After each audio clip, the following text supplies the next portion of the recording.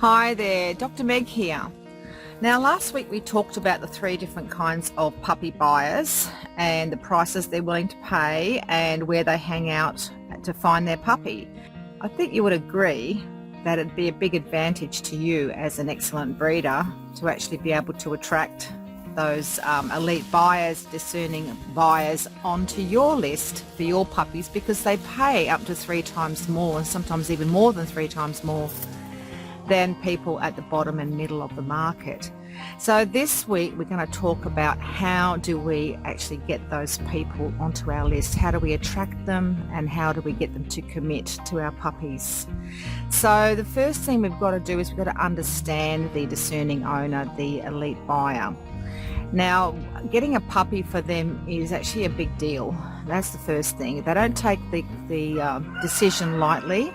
They see it as a massive commitment, and they do a lot of research. So they know things can go wrong, and they really want the best outcome for them and their family by getting this new furry companion into their life. So they do a lot of research, and they're very careful about their decision, and so you have to actually understand that before you can even hope to get those people onto your list. So the first thing that you need to do to get the discerning owner onto your list is to hang out where they hang out, be visible where they are online. And where are they? They're on Google and they're searching for information. So Google's an information engine, and you have to understand how to please Google and how to have a good online presence so that you're getting up to the top of Google and answering the very questions that these people are asking when they're doing their research phase before approaching a breeder even for a puppy. You know, have you ever had those people who they contact you and they say, well, I've done my research and it led me to you? Well, you know straight away that those are the discerning kind of buyers. If you have someone who says, oh, how much is it and when can I have one? That's not your discerning owner, okay? So you've got to get your online presence sorted out if you have any hope of actually being able to attract these guys onto your list. And of course, I can teach you how to do that. And if you haven't watched my masterclass yet, then check the link near this video and make sure you hop on, because it'll give you a lot of help there. Now, the second thing that they expect, if you really want to attract these people onto your list, you've got to be better than most breeders with your customer service and your communication. Now, unfortunately, a lot of breeders, because they're a bit scared for different reasons of keeping a waiting list, and because they might not have puppies at the time, often don't even bother to communicate with people, or even answering inquiries.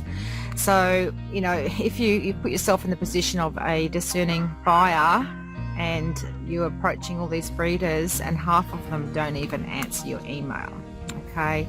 So, you have to be one of those breeders who gives them an exceptional response. And it's all about customer service. If you want to service these guys and be in that top level of the market, you have to actually rise to the occasion, give great customer service, and that starts with an excellent and prompt reply to whatever their inquiry was. Make sure they have all the information.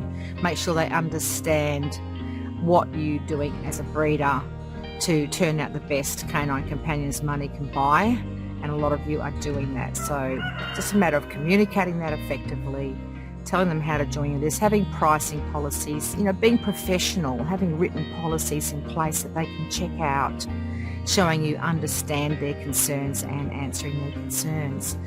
So the third thing, of course, is to exercise your massive influence. As a breeder, as we all have, we have these babies until, right the way through their early childhood. And so what we do and don't do impacts them for the rest of their life. And I know there's a lot of you out there doing ENS and puppy culture because you recognise this, which is fabulous. And you deserve to get the top prices, but a lot of you are not. So it is important that you get your communication and marketing right to get the prices you deserve.